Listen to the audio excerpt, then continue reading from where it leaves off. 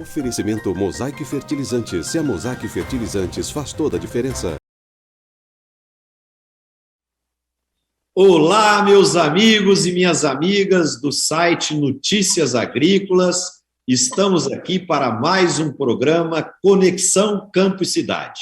O nosso programa é aquele que une o público do campo com o público urbano, fazendo com que todos remem a canoa no mesmo sentido e na mesma direção. Hoje, um dia muito especial, porque nós conseguimos sobreviver sem WhatsApp, sem Facebook, sem Instagram, e estamos aqui ao vivo.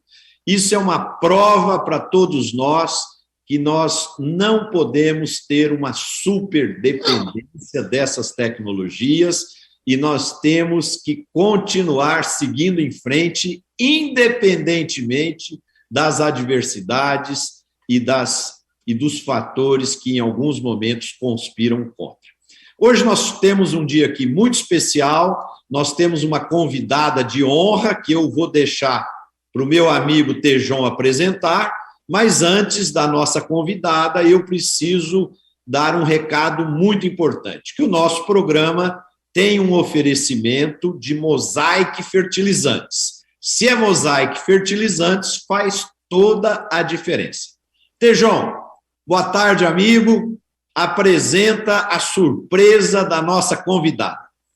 Boa tarde, boa tarde. Boa tarde, Marcelo. Boa tarde, Roberto. Boa tarde a todo mundo que está com a gente. Olha, tem coisas na vida que as palavras não conseguem definir. Eu conheci essa pessoa e fiquei extraordinariamente contente por ela existir e ela estar numa posição muito importante para o nosso país, para a atividade do agronegócio. Então, passei a ser um fã extraordinário dessa nossa convidada. Portanto, o dia de hoje, além dele ter superado, caro Marcelo, a queda do WhatsApp, se bem que eu e você somos da época que para fazer um interurbano, às vezes levava uma semana, né? Então, a gente tem muita prática nessas coisas de comunicação mais lenta, eu diria. Mas conosco está hoje a diretora do Departamento de Produção Sustentável, Irrigação, da Secretaria de Inovação do Ministério da Agricultura, Pecuária e Abastecimento, a Mariane Crespolini. E a Mariane Crespolini, entre muitas coisas que ela faz lá, que a gente não fica sabendo, tem 3 coisas que eu considero as coisas mais geniais, porque elas são reais, verdadeiras, portanto, são atos concretos que ofereceriam ao agronegócio brasileiro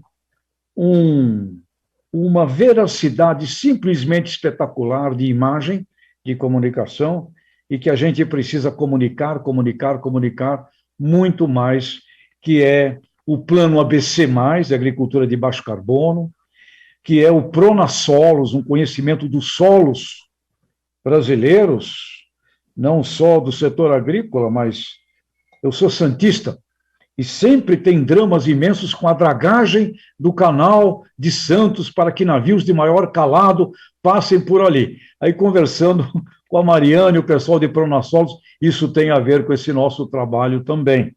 E um programa que foi recém-lançado agora, que é simplesmente genial. Águas do Agro. Esses 3 projetos são simplesmente fascinantes, são concretos e são reais. Então, em nome aqui do nosso Campo e Cidade, conexão para falar com o campo e falar com a cidade, são 3 programas que é o sonho de consumo de qualquer consumidor de alimentos, de fibra, de energia, de coisas que sejam produzidas sob esses 3 sistemas. Então, com a gente, Mariane Crespolini. Seja muito bem-vinda, Mariane, bem-vinda aqui conosco. Obrigada, Tejon. Estou muito feliz de estar aqui com você. Olá, Marcelo, ministro Roberto, que eu adoro também, que a gente bate altos papos. Estou muito feliz, muito obrigada pelo convite, pelas palavras muito gentis da sua parte, Tejon. Mariane, diga, agora Roberto. Eu também tenho uma profunda admiração pela Mariane já há bastante tempo. Já até conversei com ela no nosso programa do GV Agro. Eu queria muito que ela começasse a falar sobre o ABC+, que é uma coisa espetacular, é um plano maravilhoso que o Brasil pode replicar no mundo tropical inteirinho e que a Mari está conduzindo com enorme competência. Mari, ABC+. Bom, ministro, o Brasil, há 10 anos atrás, né, estabeleceu voluntariamente metas de mitigação de carbono, de gases de efeito estufa para o agro. Era o plano ABC. Então, só para a gente lembrar um pouquinho a trajetória, né, Tejão? A gente tem uma história muito bonita para contar da agropecuária. A gente tinha uma meta de 35 milhões de hectares que adotassem essas tecnologias. Quais tecnologias? Eu acho que, inclusive no Águas do Agro, a gente falou um pouquinho sobre isso na sexta-feira, recuperação das pastagens degradadas, né? Então, hoje as pastagens, elas são um super trunfo para o aumento da produção do Brasil, né? Recuperar esse espaço, torná-los mais produtivos, liberar a área para o crescimento, por exemplo, da agricultura. Essa é uma tecnologia. O boi, claro, ele está lá emitindo metano, mas a gente tem que lembrar, aí plagiando o doutor Assad, que ele não cresce, né? O Assad fala muito isso, né? Que o boi não cresce no asfalto.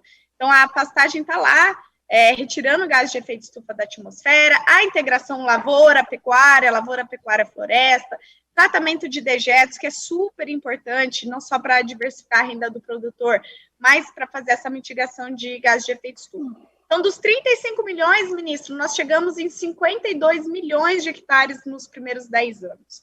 E aí a gente olha uma política, um conjunto de tecnologias que deu certo e a gente precisa mais, né? Então, esse é o nosso desafio. Então, foi assim que esse ano, em abril, a gente lançou as bases conceituais do ABC+, que aqui eu destacaria, dentre todas as novidades, a abordagem integrada da paisagem. Então, o que é paisagem?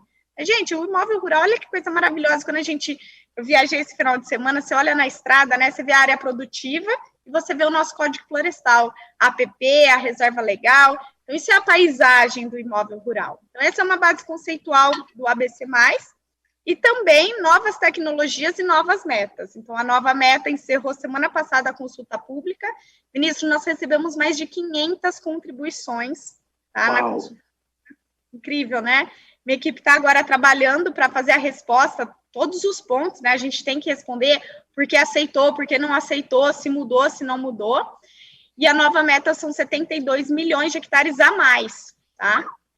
Até quando? Isso, até quando, até 2030. Mari? Até 2030. Tá. E aí, isso é a principal política, né? A gente estava, antes de começar, falando um pouco de COP, mas o ABC é uma das nossas principais políticas para o setor agropecuário contribuir com a NDC brasileira. Esse é o ABC, mais novas tecnologias. Então, o que era fixação biológica de nitrogênio, super importante, eu estava conversando com o Marcelo também. Agora a gente traz o pacote de bioinsumos para o fomento aos bioinsumos, né, inovação nessa área. Também outra tecnologia nova, agricultura irrigada, sistemas irrigados, né, então é uma agricultura eficiente em uso da água.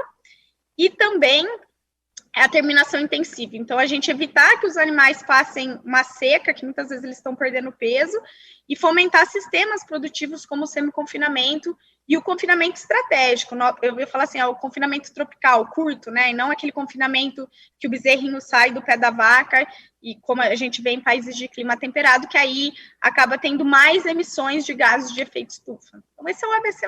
Estamos muito animados. Finalizando a consulta pública e respondendo, a gente disponibiliza toda a operacionalização desses próximos 10 anos do ABC.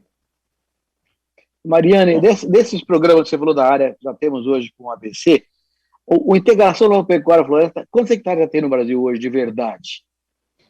Ministro, isso é algo fantástico, tá? Então, assim, de 2010 até agora, o número consolidado do ABC foram 12, mas se você pegar os dados da rede de LPF, eles falam de 15 a 17. E aí, nós estamos aqui no mapa, e eu estou muito feliz por isso, incentivando, inclusive com recursos, uma pesquisa que ganhou um prêmio lá da Embrapa Solos, da Margarete e sua equipe, que ela e toda a equipe envolvida, que é fantástica, eles desenvolveram um algoritmo para a gente conseguir identificar por imagem de satélite. Então, onde está o ILP? Onde está o ILPF? Porque o número que a gente tem hoje é de amostra, de questionário, né? Um levantamento, né? como é um censo. Então, a gente está avançando nisso para a gente ter um monitoramento. Então, esse é o número oficial, mas a gente espera aí, é um braço forte das nossas políticas aqui, monitorar onde estão, onde está melhorando, onde a gente precisa crescer em termos de estratégia de país. Então, muito em breve a gente deve ter novos números aí. O Mariane. Então, seu número são 12 milhões de hectares, então, o número oficial, Mariane. Isso, de 10 a 20. E aí o número da rede LPF, que hoje aqui em 15 a 17. uma grande, 15 a 17. Foi o último número que o Renato me falou.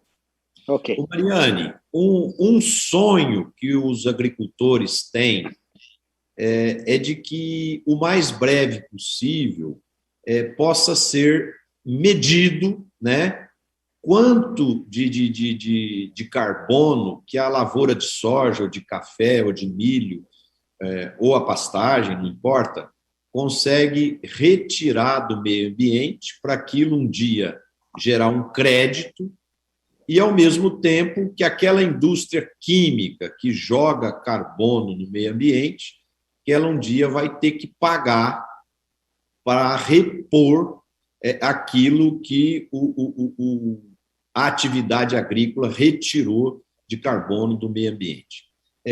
Eu sei que também, Roberto, você aí na GV está estudando isso aí, tem trabalhado forte para tentar criar mecanismos de aferição, medição e certificação desses dados. Na visão de vocês, quantos anos ainda nós vamos gastar para chegar nesse momento? Posso começar? Pode? Claro, Mário. Marcelo, eu estou com os documentos aqui. Então, assim, essa foi uma entrega que a gente fez em abril. Nós temos, não é exaustivo, não é o final, mas a gente tem aqui um pontapé muito importante. O que eu tenho na minha mão? Isso são coletâneas. Então, a gente lançou 2 coletâneas, uma de pecuária e uma de agricultura, e o título dela é Fatores de Emissão e Remoção de Gases de Efeito Estufa na Agropecuária, tá? Uhum. E a gente ficou muito feliz, porque a gente conseguiu reunir aqui o trabalho científico de quase 400 pesquisadores, tá? Da Embrapa, pesquisadores internacionais, pesquisadores da Exalc, como que a gente pediu, né, esse material, Marcelo?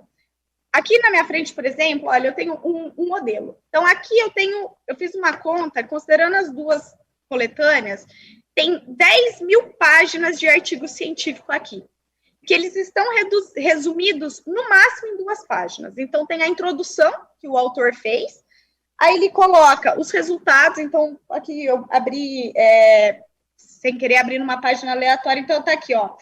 Estatísticas de carbono no solo. Então, o solo é onde a gente sequestra carbono, né? O professor Serri da Exalc tem várias pesquisas sobre isso. Em sistema de ILPF, que a gente falou antes, em Paragominas, tá? Então, aqui é um exemplo, aí eles trazem os resultados, trazem desafios, e eles, muito importante para a gente pediu que os pesquisadores trouxessem soluções. Então, eu tenho para Paragominas, eu tenho para o sul do Brasil, eu tenho para o Pampa, eu tenho para o Pantanal. Então, Marcelo, é um avanço que a gente tem na ciência, né? Mas, assim, a ciência tem avançado muito. 10 anos atrás, os fatores de emissão que a gente tinha eram muito menos, e já no último inventário nacional, que a gente entregou em dezembro para o UNFCCC, para a agropecuária nós utilizamos fatores tropicais. Então, antes a gente utilizava fatores que o IPCC determinava. Então, a gente já tem aí um avanço, e eu queria aqui dar os parabéns aos pesquisadores que estão envolvidos no tema, dos nossos fatores de emissão e remoção. Mas, claro, um país continental, e aí eu tenho certeza que o ministro Roberto tem muito a complementar nisso, a gente precisa avançar mais, tá? Então, a agricultura irrigada foi uma tecnologia nova no ABC, e é algo que a gente precisa avançar em quais são esses fatores. O Marcelo, a Mariana já colocou o tema da maneira mais importante, de maneira geral. Não é uma coisa difícil de fazer isso aí. Você fazer a medição do que você sequestra de carbono, do que você mede de carbono, não é difícil, mas é demorado, toma muito tempo, é muita tecnologia envolvida nesse processo todo, fazer os cálculos. O melhor, os cálculos são factíveis, mas toma tempo. E é uma coisa interessante. A Mariana falou aí agora, foram Paragominas e sul do Brasil. A soja sequestra carbono no Mato Grosso de uma forma diferente do que no Rio Grande do Sul. Então, tudo isso vai implicar trabalhos exaustivos que nós temos que fazer. O importante é ter isso claro, e a Mariana trabalhando nisso com todo o Ministério e a Embrapa também, para que a gente não seja obrigado a engolir as métricas dos países temperados. Ela falou claramente agora, somos um país tropical, então a nossa métrica é diferente da métrica temperada. Então tem que ter os números muito claros, bem desenhados, caracterizados, para ir à mesa de negociação com ciência na mão, e não com achismo. Então, o trabalho que ela está fazendo lá no Ministério da Agricultura, com a Embrapa, nós estamos ajudando bastante aqui na GV. E aí, só complementando, desculpa, Marcelo, pegando o que você falou do mundo, ministro, esse material está sendo traduzido e nós vamos levar pela FAO, a gente fez uma parceria, a FAO traduziu o documento e a gente vai levar isso para a COP, inclusive para que outros países de clima tropical que não tenham seus fatores, tenham aqui referências de fatores próprios de uma produção tropical. A gente tem acesso a isso, Mari? Tem, em português já tá público no site do mapa.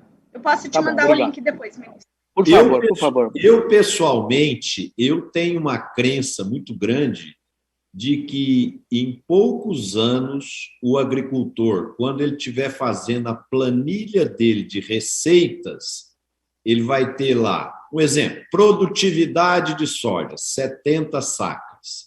Valor da saca de soja, sei lá, R$180. Créditos de carbono, X reais. Receita total por hectare, Z reais. Né? Isso vai fazer parte das nossas vidas em breve e vai ser uma fonte de receita muito importante para o agricultor brasileiro.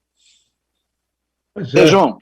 Concordo. Eu acho que, Marcelo, o agricultor, como o Roberto outro dia bem me lembrou, né?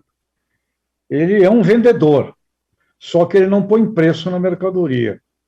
Eu estou imaginando que a precificação da mercadoria dele será avaliada por N fatores nos mercados mundiais a partir desses fundamentos aí que a Mariane tão bem está representando. Eu gostaria de partir para o segundo ponto, que é outro trabalho que se acopla ao ABC+, que é o Pronasolos. Me parece que aqui, como não sendo agrônomo nem nada, mas me parece que o solo, a terra, né, o chão, parece ser a mãe de todas as coisas. O que o Pronasolos, como é que ele é? E como nós temos, inclusive, aqui um elo com um cliente nosso, né, Mosaic, tem a ver com o mundo de fertilização, de enriquecimento do chão, do solo, etc. O que é o Pronasolos e como que a gente pode tirar proveito imediatamente desse conhecimento, Mariane, aqui no Brasil? João, o Pronasolos é o Programa Nacional de Informações de Solos. E aí, aqui, só para a gente pôr num contexto, hoje o Brasil não conhece o seu solo, como deveria, no nível de detalhamento que precisaria. Então, hoje, detalhadamente, na escala necessária, a gente tem informações de solo que os Estados Unidos tinham na década de 80, tá? Então, isso tanto é verdade que o TCU, ele fez um acórdão determinando isso. Olha, o Brasil não conhece, e foi assim que surgiu, né? Os pesquisadores já vinham avançando muito nesse assunto e na importância de solos. O que é o Pronasolos? Então, ele tem o objetivo de levantar as informações de solo, mas eu brinco assim, quando o programa é muito grande, a gente tem que cortar ele, né, para a gente fazer nas pequenas entregas. Então, a gente vai a campo, né, futuramente aí, para ir lá, cavucar a trincheira e fazer a análise do solo para ter as informações detalhadas. Conversei muito aqui com a minha equipe, o nosso objetivo é a gente chegar nessas informações a nível de propriedade rural, né, então que cada produtor tenha lá a sua informação. Mas a primeira entrega foi a gente reunir, Tejão, o que já existe no Brasil. Então, o IBGE tem um trabalho maravilhoso, a Embrapa tem, a UFLA tem, a Exalc tem. Então, a gente conseguiu entregar no final do ano passado, no Dia Mundial do Solo, a plataforma Pronasolos. Então, é a primeira vez que o Brasil tem um sistema único de informações. Então, Tejão, eu acho que se eu pudesse destacar aqui a governança. E aí, você sempre fala da importância dos líderes, né? Eu tenho uma pessoa que você conheceu na semana passada, a Soraya, que é a líder do Pronasolos hoje aqui na minha equipe, e ela, junto com a Embrapa Solos, com uma equipe maravilhosa, conseguiu agregar instituições. Então, o Pronasolos hoje a gente está falando de 30, 40 instituições que estão envolvidas reunindo as suas informações de solo, Tejon. Mas, né, e aí pegando um pouquinho do que você provocou, ele é um programa de 30 anos, tá? E a gente precisa desse apoio da iniciativa privada. Então, a gente também está fazendo esse desenho para ver como a gente cria um fundo no sentido da... E aí nós estamos pensando, contando muito com o apoio do jurídico, para que a iniciativa privada possa ajudar também o Estado brasileiro. Porque essas informações, elas são essenciais. Vou dar 2 exemplos, tá? Primeiro, o ZARC, o zoneamento de risco climático. Então, o solo é a base para você falar assim, olha, você planta essa cultura nessa região, nessa época, e seu risco de quebra de safra é mínimo. Esse é um ponto bem pontual, mas que a gente precisa avançar na informação de solo. E o segundo, gente, nós estamos falando de carbono, e aí, Marcelo, pegando a sua fala, gente, qual é o carbono no solo? Então, a gente tem que ter isso medido. E aí, o Pronasolos é uma política extremamente importante para a gente ter essas informações. E aí, não só carbono, mas a Soraya sempre fala isso, ela fala, Mariana, é saúde do solo, informações químicas, físicas e biológicas. Então, o solo também reúne uma quantidade de biodiversidade extremamente importante, que é, Marcelo, nessa linha aí do carbono, do ativo, eu chamaria talvez do pagamento pelos serviços ambientais da produção agropecuária, que avançou a regulamentação, que é também essas informações que a gente tem de solo, Tejon. Aqui, Mariane, eu acredito que tem um componente extremamente importante, que é como o Tejon disse lá no começo, e você também reforçou, que o solo é a base de tudo, é a mãe de onde tudo começa, né? E a gente percebe que grande parte dos agricultores tem uma consciência muito grande sobre a relevância do solo, sobre esses componentes químicos, físicos e biológicos. Agora, existe uma parte que ainda não tem essa consciência de conservação, de atitudes agronômicas que são necessárias para a manutenção da qualidade plena do solo, né? Então, eu acredito que também um desafio que nós temos aqui no país é criar essa consciência a todos os níveis, que sem solos muito bem cuidados nas questões físicas, químicas e biológicas, nós nunca iremos atingir aquela plenitude de produtividade que a genética possibilita hoje e também pela qualidade da nutrição que as plantas podem receber para obter alta produtividade, né? Então, essa importância do solo é fundamental, que há essa consciência em todos os empresários rurais para que a gente chegue nessa plenitude. Tejon e Marcelo e Mariane, a provocação do Tejon é tão importante que eu até aqui arrepiei com o tema do passado, Tejon. Antigamente, quando eu era jovem, portanto, há 50 anos, 60 anos atrás, o Agronômico de Campinas tinha uma revista, a Bragança, que tinha uma máxima, dizia o seguinte: o solo é a pátria, preservá-lo é engrandecê-la. Olha só, Tejon, como está atualizado. É isso aí. Genial. Mas viu, Tejon, Marcelo, Mariane, voltando ao tema da COP e ao teu trabalho, Mariane, é uma preocupação muito grande as discussões agora sobre carbono zero, ou neutralidade de emissões, etc. A diferença entre nós, a Europa e os Estados Unidos é muito grande, viu, Tejon, Marcelo? A Mariane sabe disso muito melhor do que eu, mas eu vou me atrever a falar uma coisinha aqui agora. Eles têm lá, na Europa, sobretudo, 2 grandes problemas, que são a matriz energética e a matriz de transporte.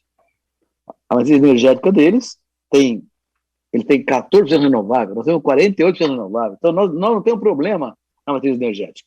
Transporte, todo transporte é combustível fóssil. Nós aqui estamos décadas à frente com agroenergia, com biocombustíveis, etc. Então, esses 2 temas que são centrais para a Europa não são importantes para nós. Para nós, importante é o que a Mariana está fazendo. Uso do solo. É muito relevante esse trabalho que ela está fazendo e essa identificação toda do solo brasileiro, inclusive os biomas, né, Mari? Os biomas nem são explorados ainda, para a gente poder mostrar que usamos o solo de maneira adequada. Muito bom, Mário. Parabéns, viu, bem? Parabéns, mais uma vez. E, Roberto, e aqui tem um viés interessante, por exemplo, do mesmo jeito que a medicina está descobrindo a importância das bactérias, dos micro-organismos em todo o processo da vida, que são importantes no funcionamento do corpo humano, né? Cada vez mais a agronomia e a pesquisa têm descoberto a importância dos micro-organismos para potencializar a alta produtividade do solo, né? Então, cuidar desse solo com carinho é cuidar da vida. E olha, solo e água. Solo e água, né, João? Sem dúvida. E Roberto, Marcelo, Mariane, eu estou me lembrando de uma ação estratégica dos americanos para aumentar a venda de peras. E isso já tem 25 anos. Eu me lembro que eles fizeram aqui no Brasil, nos supermercados brasileiros, materiais de ponto de venda com as US Pears, as peras dos Estados Unidos, e um dos cartazetes, nas gôndolas das peras americanas, dizia: peras produzidas em solos especiais vulcânicos da região lá de Seattle. Elevam a saúde da fruta e de você. Olha, essas peras nessa gôndola, mais caras do que as peras do lado, é as que mais giravam. E eu não estou falando de supermercados de zona de ricos, não. Eu vi isso em supermercados do Nordeste, feito pelo pessoal do USDA aqui de São Paulo, né, que tem aqui um braço de promoção das commissions americanas. E agora eu estou me lembrando, essa coisa do solo não vai ser só para os agricultores, vai ser um diferencial de decisão de consumidores, né? O solo mais saudável, implicando em mais saúde para quem consome os derivados daquilo. Isso é fantástico. E vem agora, né? Você mencionou, Roberto, o assunto da água, né? Porque acho até que sem essas coisas todas a água não vai. E a Mariane foi responsável por apresentar, Mariane, se não me engano, há 2 dias atrás ou 3, você é que apresentou esse programa Águas do Agro, que eu acho que forma uma trilogia aí do ABC+, do Pronasolos e Águas do Agro. Então, conta para a gente o que é essa coisa aí de Águas do Agro. É o agro produzindo água também, Mariane, é isso? Exatamente, Tejão, é o que o Roberto falou, né? Então, gente, solo e água, eles são indissociáveis, né? Como que eu produzo água? No solo, né? O ciclo hidrológico da água no solo. Então, esse é o coração do programa, então é justamente conservando o solo, produzindo água, tá? Então, hoje, e aí quando a gente está falando de monitoramento, né, Roberto, a gente tem que olhar também, a gente tem trabalhado muito aqui no Ministério, saber onde estão os nossos problemas. Então, no Pronasolos, a gente tem regiões onde a gente sabe que há mais risco de erosão. Por quê? Quando o solo não é manejado direito, você tem processos como erosão, compactação, perda de fertilidade, o declínio da fertilidade do solo, tá? Quando isso acontece, é batata. Você vai ter problemas com recursos hídricos, né? Então, esse solo, ele vai para um rio, para um corpo hídrico e vai causar assoreamento, uma série de outros problemas. Então, a gente tem que pensar na solução. O que é o Águas do Agro? Ele é um programa nacional de microbacias, e aí, Marcelo, eu vou pegar um pouquinho da sua fala, sabe? Nós não estamos inventando a roda, tá? Mas ainda existem muitos produtores que não sabem como fazer o manejo de solo. E isso que você falou, sabe, Marcelo, eu vejo assim, quando você capacita, quando você leva assistência técnica, e aí você traz uma ferramenta de política pública, como é o caso do crédito rural, você ensinou esse produtor, você deu condições dele fazer, ele vai adotar, porque essa conservação desses recursos naturais vai aumentar a renda dele, e vai trazer o que o Tejão falou, a agregação de valor aos seus produtos. Então, o Águas do Agro, ele tem algumas tecnologias, né, a gente trabalha aqui eu falo que assim, o ministro Roberto talvez sinta isso, né? A gente tem muitas paredes, então aqui no departamento eu tento trabalhar as áreas de clima, de conservação de solo e água e agricultura irrigada juntas, né? Então, o que o Águas do Agro traz? Traz tecnologias que a gente tem no ABC já e fomenta outras, né? E aí, por exemplo, a curva de nível. Então, tem muitos produtores que não sabem fazer curva de nível e tem muitos técnicos que muitas vezes não estão fazendo adequadamente, tá? Então, um coração do Águas do Agro é a gente levar essa capacitação, tá? Até por pedido da ministra, né, a gente tem falado muito sobre a questão das estradas rurais, né, ministro? Elas, quando não são feitas direito, você fez aquele buraco, é terra que vai para os rios. Então, uma das entregas que ela pediu foram uma série de documentos orientativos. Então, também na sexta-feira, quando a gente lançou o programa, Tejon, a gente já deixou disponível, está no site do mapa, e o Ministério vai enviar para as prefeituras orientações para a construção dessas estradas, tá? Então, essas são algumas. Então, a recuperação das pastagens, então a Embrapa tem um estudo que mostra que 47% da erosão de solo vem em pastos degradados. Aí a gente olha, o quanto que a gente poderia produzir a mais nessas áreas, o quanto o produtor poderia ganhar a mais de rentabilidade com uma pastagem bem manejada, e o quanto que a gente poderia fazer de conservação desses recursos tão importantes. O Brasil é um país continental, então a gente fez uma priorização. Então, o Brasil tem mais de 550 mil microbacias, Tejon. E aí nós selecionamos como prioridade do programa as críticas e muito críticas, de acordo com a ANA. E também estabelecemos outros conceitos, tá? Então, primeiro, municípios que têm um grande percentual de agricultura irrigada, para a gente trabalhar o uso eficiente da água na agricultura irrigada. Normalmente, os irrigantes, eles já têm um maior pacote tecnológico, eles já fazem conservação de solo, mas a gente pode avançar nisso. Então, Águas do Agro também vem nesse sentido. Municípios que recebem menos assistência técnica, então, nisso, nós precisamos fazer essa transferência dessas tecnologias. Esses são alguns dos critérios, além da criticidade de microbacias, e aquilo que a gente falou antes, as informações que a gente já tem mapeada nos pronassolos. Ou seja, é aquela coisa de microbacias antigas numa visão moderna, é isso, Mari e Roberto? Exatamente. Desculpa, Roberto. E isso, né, João, acaba ficando estruturado debaixo de um guarda-chuva maior, que é a agricultura brasileira dentro do ESG aí, que o Roberto tem defendido tanto, e nós aqui no programa temos falado tanto. Né? Pois é, a gente estava comentando de como falta no agro brasileiro de uma estratégia de propaganda. Eu falo propaganda, porque ela envolve caminhos persuasivos, caminhos emocionais.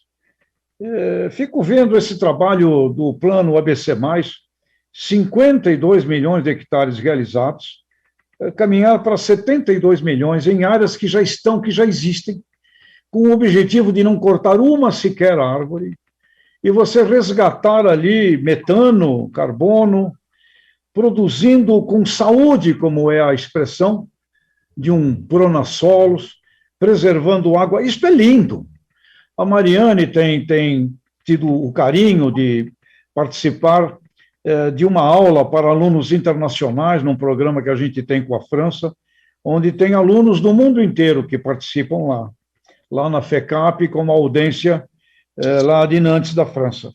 Esses alunos, quando veem a apresentação da Mariane, eles mandam depois um feedback assim: meu Deus, o Brasil não merece a imagem que ele tem. Eu ouço ouvir isso dos alunos, Roberto, Marcelo. O Brasil não merece a imagem que ele tem.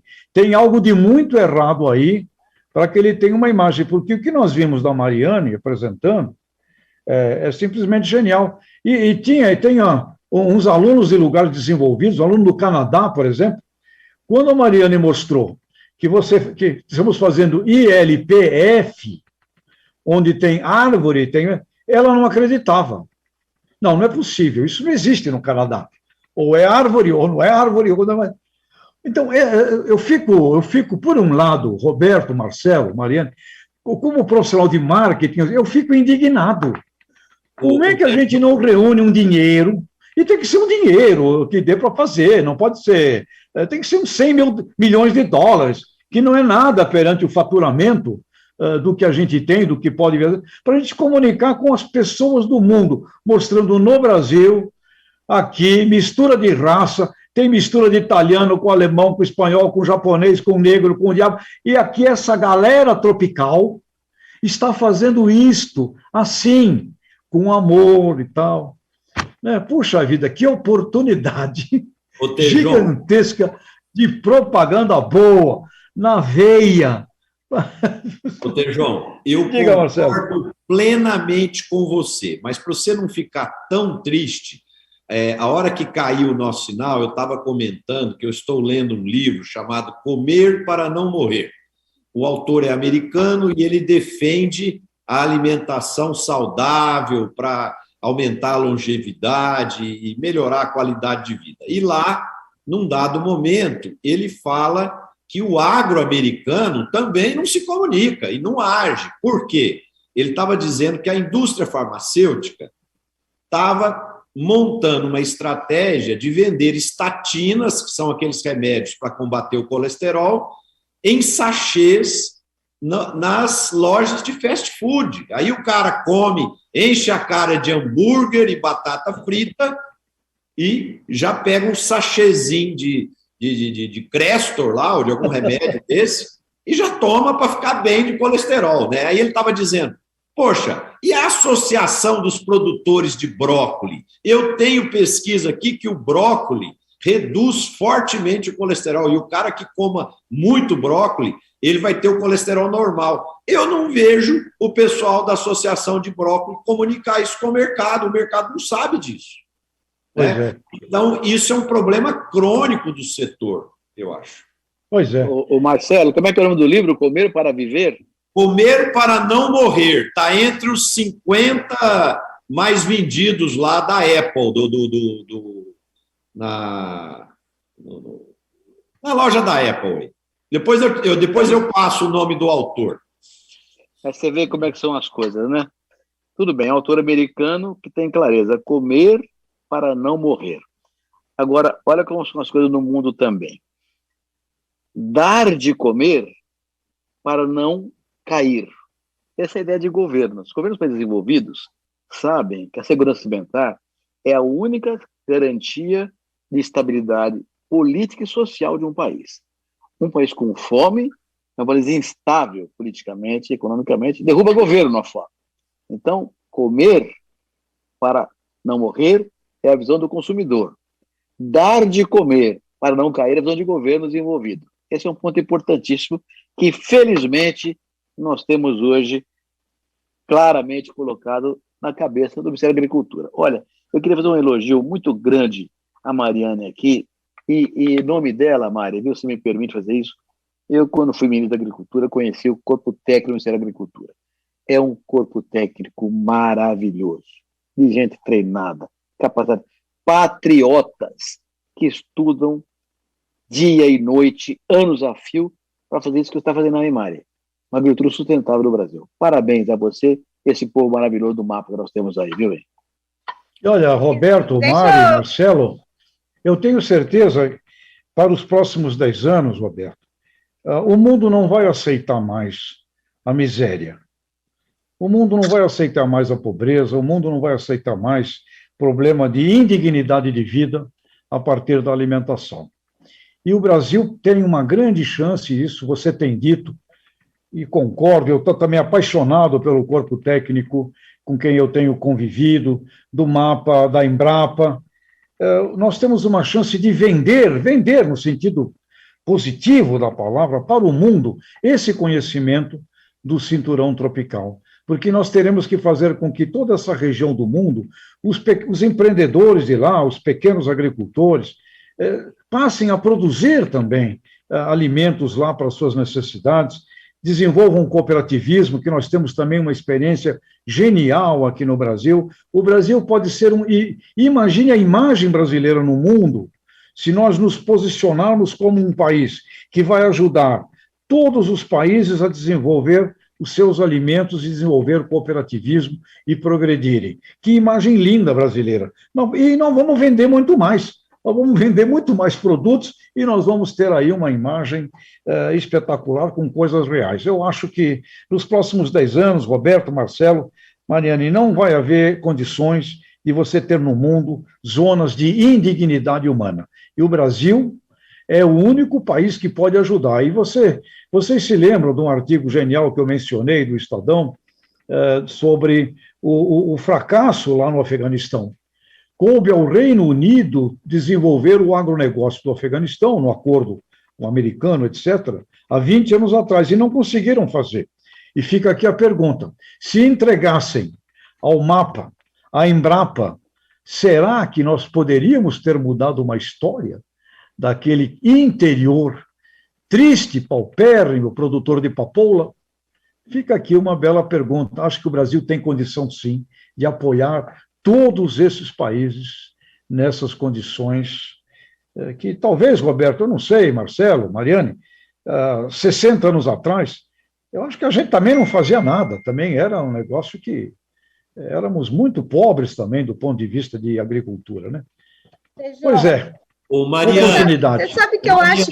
Mariane, eu já vou passar a bola para você, mas eu queria também fazer das palavras do Roberto e do Tejon as minhas palavras. Eu não tinha tido o prazer de te conhecer, é a primeira vez hoje, fiquei encantado com os seus valores, a sua forma de como administrar, de como enxergar as oportunidades para o agro, e eu também não tive o prazer de conhecer a ministra Tereza Cristina pessoalmente, também sou um admirador do trabalho dela, e eu acho que o Ministério da Agricultura brasileiro faz um trabalho brilhante que enche de orgulho todos nós que militamos no agronegócio brasileiro.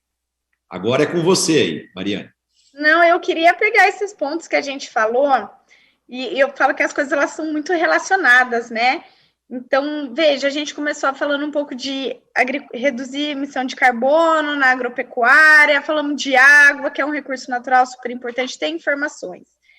E tem vários artigos científicos, gente, que mostram como aumenta os dias de seca pelo aumento da temperatura. E aí, Roberto, eu não posso deixar de voltar o quanto a agropecuária é o setor mais vulnerável a esse desafio mundial. Pegando aí que a gente está um mês da COP, né? A agropecuária é o setor mais vulnerável. Esses dias minha mãe estava me contando, eu venho de uma família muito, muito pobre, meu avô era muito pobre, e a minha mãe conta, imigrante italiana, e a minha mãe conta o dia que ela estava contando esses dias pra gente, que ela viu meu avô sentar e chorar, porque teve uma geada e ele perdeu tudo, né? Então, assim, vamos falar nisso que você está provocando, Tejão, de futuro. Eu acho que a gente vê, gente, década de 70, o Brasil importava feijão, né? O que fez a gente parar de importar feijão? Tecnologia, inovação, Embrapa, as universidades. O Brasil teve uma estratégia, Tejão. E aí, quando eu olho agora, esse cenário atual que a gente está para o futuro, é isso. Esses programas, essas tecnologias, e aí eu acho que a gente não pode deixar de falar, o protagonismo dos nossos produtores rurais, né? O empreendedorismo, gente. O Roberto é produtor, então, assim, a hora que você tem que tomar uma decisão de mudar um sistema produtivo tradicional para um sistema novo, tecnológico, não é fácil, né? Ele é empreendedor. E para esse futuro, Tejão, eu acho que o mundo tem esse duplo desafio. A segurança alimentar e para um setor que é muito vulnerável ao risco do clima. Vamos ver esse ano o tanto que os produtores de café perderam da sua produção, né? E aí a gente precisa disso, de estratégias robustas e baseadas em ciência, Tejão. E aí eu tenho muito a agradecer o apoio, né, a Embrapa, o nosso braço científico, mas também as universidades, nesse assunto que a gente estava falando de monitorar. Nós estamos aqui conversando muito com a UFV, com o professor Everardo também, para onde vai a água? Então, Roberto, que você falou, da gente segurar a água, a gente está trabalhando com eles. Gente, a gente precisa ter essa quantificação da água, da água utilizada e não gasta, a água utilizada na agricultura irrigada, em que microbacia que ela está ficando, onde está chovendo, né, onde está tendo o que o Paulinelli sempre fala, recarga de água pela agropecuária. Mas eu acho que esses são os nossos duplos desafios. E ainda existe, sabe, quando a gente fala um pouco isso, Marcelo, do que você falou, das mudanças de hábitos de consumo e tudo mais, sempre que eu vejo alguém falando assim, reduzir o consumo de carne, eu sempre falo assim, gente, nós temos que lembrar que ainda tem pessoas que estão, milhões de pessoas que estão passando fome. né? E aí, ministro, acho que eu te passaria a palavra falando assim, aquele livro seu, né? O agro é paz. A gente pode, né? A gente tem aqui o agro é parte dessa solução. Sem dúvida, sem dúvida. Eu tenho aqui alguns outros assuntos para a gente debater, então vamos lá. A imprensa divulgou essa semana que nós tivemos uma queda no preço da arroba do boi, lá no Mato Grosso do Sul, que chegou a 315 e agora está a R$ 275 a arroba, e o principal fator aí foi o fechamento da exportação para a China por causa daqueles 2 casos de vaca louca que nós tivemos. Atípica, exatamente. E só lembrando que também tem um outro fator que, com o desemprego, com as questões da pandemia, né, nós tivemos também uma queda de 12% no consumo no Brasil. Então, eu acho que é fundamental que o Brasil possa rapidamente retomar as exportações, né, para a gente poder ter os preços normalizados para devolver a rentabilidade e a competitividade dos pecuaristas brasileiros. Esse tema, Marcelo, você já explicou claramente. O Brasil exporta 30% da carne bovina que produz aqui. 30% é exportado. 70% é consumo interno. E a China compra metade dos 30%, ou seja, 15% da nossa produção é comprada pela China. Ora, você para de exportar 15%, obviamente, os frigoríficos que produzem carne para exportar para a China param de fazer isso. Esse é um lado. 15% também de consumo. Agora, o consumo interno cai 12%, é um negócio horroroso. Quer dizer, você tem 2 fatores convergindo negativamente para o abate de bovinos para abastecimento interno e internacional. Então, realmente é um problema sério. O que, mais uma vez, nos leva à consideração de que temos que abrir mercados. É um trabalho grande que a Tereza Cristina está fazendo com a Ministra da Agricultura. Abrir mercado. Nós temos que ter mais mercado. O Brasil é um país muito grande para depender de 1, 2, ou 3 ou 10 países. Tem que exportar para 150. Já exportamos para 150 países, mas tem que países grandes que sejam compradores importantes para a gente não ficar dependendo de um tamanho deste para a gente quebrar a cara no preço agrícola. E não é só com carne, não. Outros produtos também, Marcelo. É verdade. Roberto, só para acrescentar, a ministra, desde o início, o último dado que eu vi da SRI, que é a secretaria que cuida desses temas, ela abriu 150 novos mercados. Fantástico. Esse número já deve ter sido atualizado, mas é um número muito expressivo. Impressionante. Um outro ponto que está preocupante, né, que a mídia divulgou muito essa semana também, é uma alta aí de 500% no preço dos containers. 500% em dólar, né? Então, nós estamos caminhando aí para o final do ano, época de Natal, dar presentes, ganhar presentes, e a gente corre um risco, isso vai muito mais aqui para o público urbano, né? A gente tem um risco aí de faltar alguns produtos, porque, por incrível que pareça, pessoal, o Brasil representa só 1% das movimentações mundiais desses produtos, né? dessa movimentação logística. Enquanto nós temos 3% da população mundial, aproximadamente, e na movimentação de containers, nós representamos só 1%. Então, aí a gente vê também que o Brasil tem um espaço bastante legal aí para ampliar o comércio a todos os níveis, para a gente melhorar essas questões logísticas, de containers, de navios, para fortalecer ainda mais a nossa economia. Esse é mais um fator, né, Marcelo, da tal inflação global. A verdade é que a pandemia gerou inflação global. Nós temos no Brasil inflação chata, vamos crescer muito com a inflação aí, já tem gente falando em 8%, 10% de inflação. Eu não sabemos qual é o número, mas é um número importante. Voltamos por 2 dígitos de inflação. É grave. O juro vai subir, esse negócio retroalimenta o processo inflacionário. Agora, não é um problema brasileiro, é um problema global. O negócio de container interessa ao mundo todo. O custo de uso de contêiner é sobre 500%. É uma barbaridade isso aí. Por quê? Porque o comércio teve que se expandir por causa da demanda gerada pela pandemia, faltou contêiner. Então, é um processo realmente delicado que é global. Você está falando aí em mercadorias de Natal. Olha, eu tenho conversado com o pessoal da área industrial que usa esses chips. Né? A produção de chips no mundo colapsou. Vão demorar quase 2 anos para recuperar a produção anterior à pandemia de chips, porque colapsou. E várias cadeias produtivas tiveram rompimento de 1 ou 2 elos da cadeia, a cadeia quebrou. E chip é um desses problemas muito sérios. Realmente, a pandemia gerou graves problemas nas cadeias produtivas, mas nenhum no Brasil é mais importante do que os empregos. O emprego é o mais grave problema a ser resolvido no Brasil nesse momento. E eu queria aproveitar aqui, Roberto Marcelo, sobre essa questão de crises internacionais. Uma das coisas que está colapsando também é a energia, né? O mundo da energia. E me parece que dentro do Plano ABC, você tem um item lá extraordinário que é o biogás, o biometano.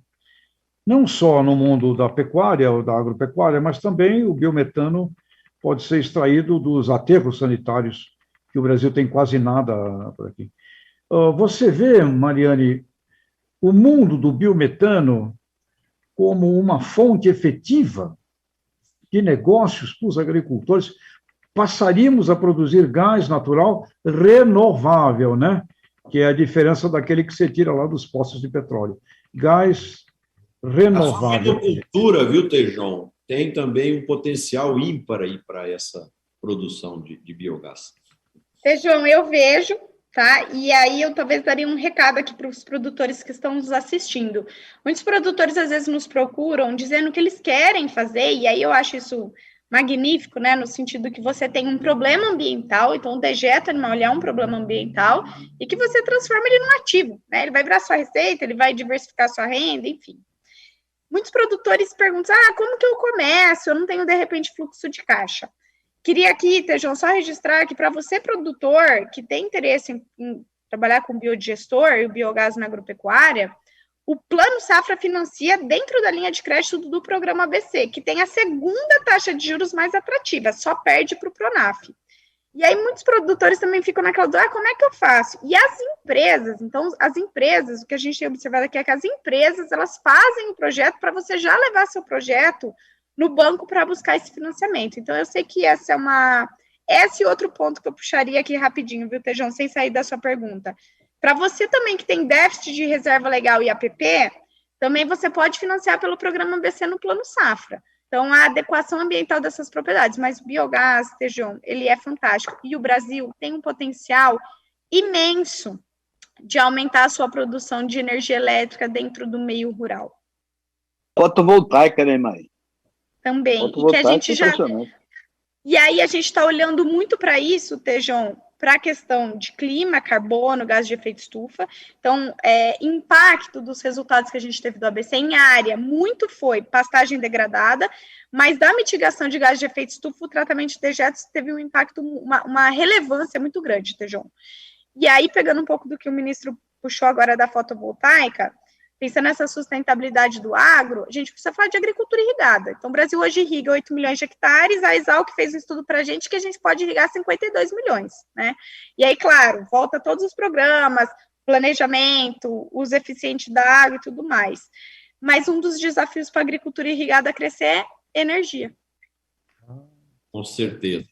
Existe um outro ponto aqui que eu queria trocar ideia com vocês, os fertilizantes, devido a essa crise global aqui da pandemia e mais outros fatores, tivemos o problema do potássio lá na Bielorrússia, tivemos outros fatores aí, o preço alto do petróleo também, que subiu as fontes nitrogenadas, o próprio fósforo subiu muito, ou seja, temos hoje um custo de produção na soja, em média, 35% maior do que no ano anterior.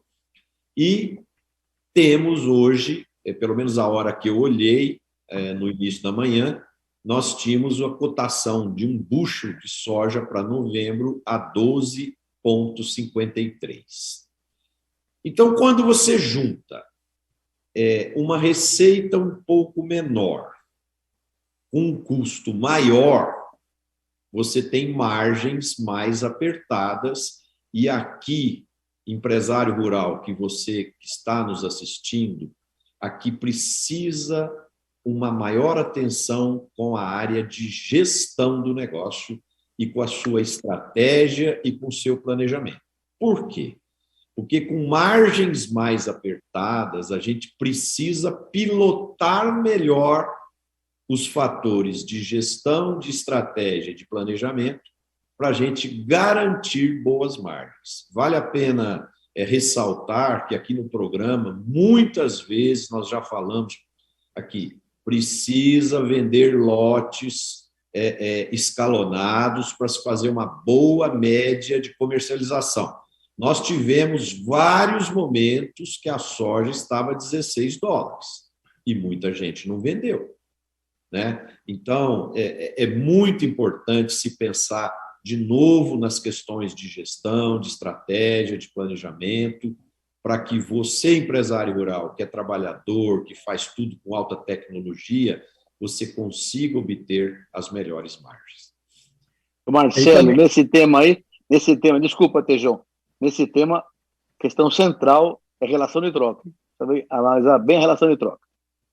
E eu fico preocupado com os agricultores que precisam da ração. Porque o Brasil não é só soja. Eu fico preocupadíssimo com os agricultores outros. Eu fico imaginando aí o drama de quem precisa de ração, soja, milho.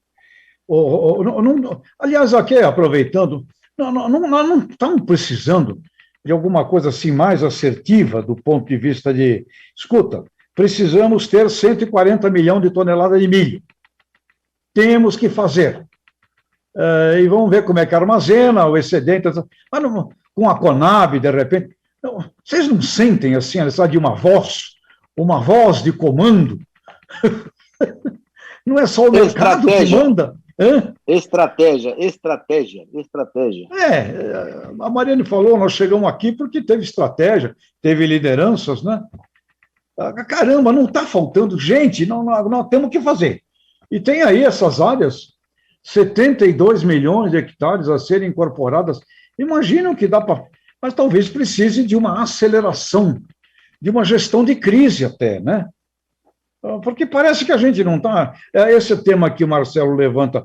Mexeram lá com o presidente lá da Bielorrússia, lá. Ele ficou bravo lá, não pode comprar nada dele, sobe o preço do potássio, a China parou parece de mandar fosfato. Ou seja, é um problema, estamos numa crise ou não? Sabe o que eu acho, Tejão, dentro dessa linha que você está levantando? O Brasil é muito rico de boas cabeças, né? E gente que tem capacidade de ter visão estratégica para ajudar nesse planejamento. Eu acho que isso deveria ser um planejamento de país, de nação, independente de governo, independente de partido, independente de qualquer coisa. É um plano maior de nação, né? Está tudo aqui, ó. Aí ensina a fazer, né? Roberto, aí ensina a fazer, né? É ler e fazer. Ler e fazer a estratégia, montar a estratégia. Ler e fazer. Caramba, puxa vida. Ô, Tejão, e aí eu acho que eu pegaria, talvez, fazendo gancho disso da questão também do milho, né? Que a Conab está prevendo que vai crescer em 30% a produção para a próxima safra, né? Então, eu acho que isso exige muita gestão por parte dos produtores. Inclusive, para ele não ficar o ano que o preço está alto, teve quebra de safra, né? Aí aumenta o preço, então isso eu acho que exige muito essa profissionalização desses produtores. E aí eu vejo essa questão da estratégia, né, ministro? A gente tem trabalhado aqui, particularmente, eu não posso deixar de mencionar como uma estratégia importante a questão da agricultura irrigada. E aí, por exemplo, no caso do milho, a gente falou muito da questão da irrigação de salvamento, né? Então, por que quebra a safra? 90% das vezes porque faltou chuva, né? Então, assim, é irrigar o ano inteiro, né? E não apenas Não é? Eu falo sempre isso, gente, irrigação não é só para seca, não, tá? A gente tem um monte de pesquisa aqui da Embrapa que mostra o quanto a gente aumentaria a produção nas águas se também irrigasse durante o período chuvoso que a gente tem disponibilidade hídrica. Então, esse é um ponto importante, mas eu acho que pegando essa fala do Marcelo para fazer esses vínculos, também essa importância da atenção do produtor, né? De ele fazer essa identificação. Eu lembro um produtor, né? Eu trabalhava como analista de mercado no CPEA, né? Então, de como a gente fazia o efeito manada. O preço bateu recorde, o ano que vem aumenta muito a produção, e aí o produtor ele fica nessa montanha russa. Mas nessa importância da gestão dele, né? Exato.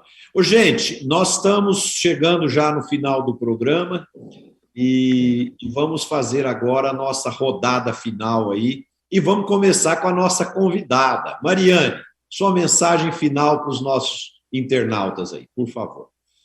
Bom, gente, eu quero agradecer o convite, eu me senti muito honrada de estar aqui conversando com vocês, com você, Marcelo, com o Tejon. Tejon, eu acho que na minha mensagem final eu ressaltaria o que você falou da comunicação, né? A gente precisa comunicar tudo isso que a gente já tem resultados e que está sendo feito, novamente, onde o protagonista ele é o produtor rural, essa coragem dos produtores rurais. E também te agradecer, ministro Roberto, que eu adoro, tenho seus livros, assim, a sua capacidade de ser visionário, assim, né? Eu acho que esse é o nosso desafio, né? Formular política pública é quase prever o futuro, né? Então, eu acho que só agradecer, eu adorei estar aqui com vocês. Eu fico à disposição por aqui, fico à disposição para dúvidas, depois, Marcelo, como eu possa contribuir, tá bom? Muito obrigada, Tejon. Roberto, Marcelo. Obrigado. Obrigado. Bom, vamos deixar aqui deixar o Roberto para depois. Eu queria dizer isso, que quando eu vejo essas coisas, ciência sem comunicação é só ciência.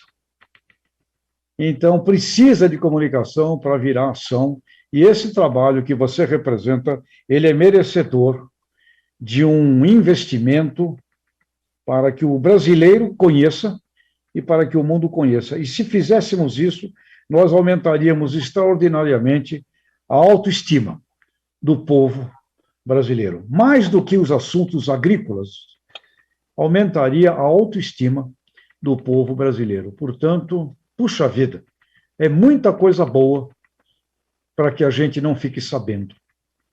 Está na hora da gente fazer saber. Eu agradeço muito a presença aqui. Eu sei que você estava lá em reunião com a ministra, correu para estar com a gente.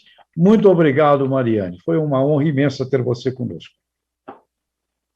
Eu também quero. Roberto, Oi. Antes de passar para você, eu quero fazer um pedido aqui em nome do programa para você um dia, Mariane, vir aqui no programa, você junto com a ministra, tá? Veja aí uma segunda-feira que fica boa para vocês, e eu queria muito convidar você e a ministra para estarem aqui juntas conosco. Vamos lá, Roberto. O Marcelo também quer fazer o programa campeão mundial. Covardia, né? Covardia. Mas vamos ver. Bom, eu quero agradecer, Maria, a você pela presença. Parabéns a você mais uma vez. Você sabe que eu te admiro muito pelo teu trabalho maravilhoso. Muito obrigado por estar aqui conosco. Obrigado, Tejon, por trazer a Mariane aqui dessa forma que você conseguiu. Marcelo, eu quero fazer um comentário, uma última mensagem, fora do programa. Sexta-feira, agora, dia 8, sai o resultado do Nobel da Paz. E o Paulinelli, nosso grande candidato, está bem colocado. Espero que a gente consiga, sexta-feira, na segunda-feira da semana que vem, uma grande comemoração aqui, com o Paulinelli presente entre nós, celebrando o Nobel da Paz para ele. Tomara que isso aconteça. Mas, lembrando, e com toda essa conversa da Mariane, do Tejon, tua, Marcelo, nós, há 50 anos atrás, importávamos feijão, importávamos leite. O que é que mudou isso aqui? Tecnologia, ciência, Tejon. O que você levantou, o que a Mariane faz, a ciência levantou isso. E o Paulinelli liderou esse processo, foi a Embrapa, criado pelo Cid Lima, com gente maravilhosa, como Eliseu Alves, que está lá até hoje, Zé Irineu Cabral, gente maravilhosa, que com patriotismo, estratégia e ciência transformaram o Brasil de importador de comida em exportador para mais de 170 países. É isso aí. Vamos torcer Paulinelli no Nobel da Paz.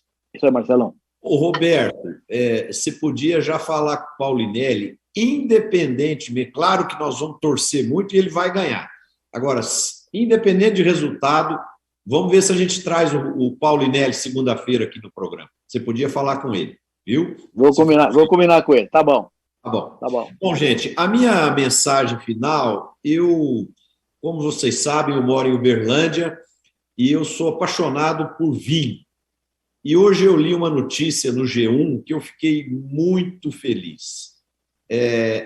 Um trabalho de pesquisa da EPAMIG, aqui em Uberaba, de alta tecnologia, está viabilizando o plantio de uvas viníferas aqui em Uberaba, devido à altitude de 860 metros, devido ao clima quente de dia e fresco à noite, a variação de temperatura.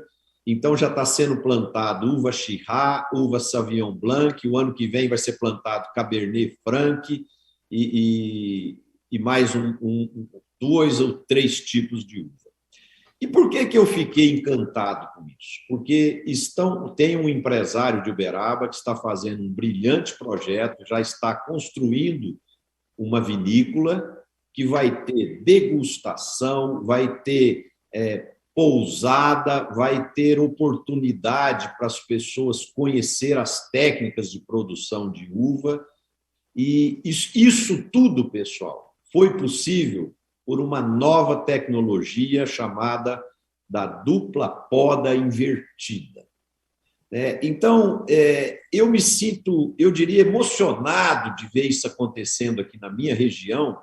E por que eu digo isso? Que eu me lembro quando eu mudei para cá, vim do interior de São Paulo, em 78, e nós começamos a plantar soja, e a gente colhia 13 sacas por hectare. Mas a tecnologia veio, e hoje a gente colhe aqui 70 sacas por hectare. Então, é o seguinte, eu não tenho dúvida nenhuma que daqui a alguns anos nós vamos ter vinhos aqui na região de altíssima qualidade e de alta tecnologia. E o mais bacana nisso tudo é que está sendo integrado produção agrícola, produção agroindustrial e turismo, né? Então, muitas vezes, a gente tem que ir na Europa para ver essas coisas e nós vamos ter diferentes polos de vinho no nosso país. Então, é isso. Uma boa noite a todos. Ô Marcelo, você é conexão urbano-rural, você é conexão urbano-rural. Com certeza, com certeza. Mariane, obrigado aí pela sua presença, obrigado aos nossos internautas que nos assistiram até agora, e eu queria agradecer também o nosso patrocinador, a Mosaic Fertilizantes. Se é Mosaic Fertilizantes, faz toda a diferença, e a gente espera vocês segunda-feira, 5h30 da tarde. Quem gostou do programa, bote um like aí, compartilhe com seus amigos, para o programa ficar cada vez mais conhecido. Muito obrigado a todos, boa noite, saúde, se cuidem.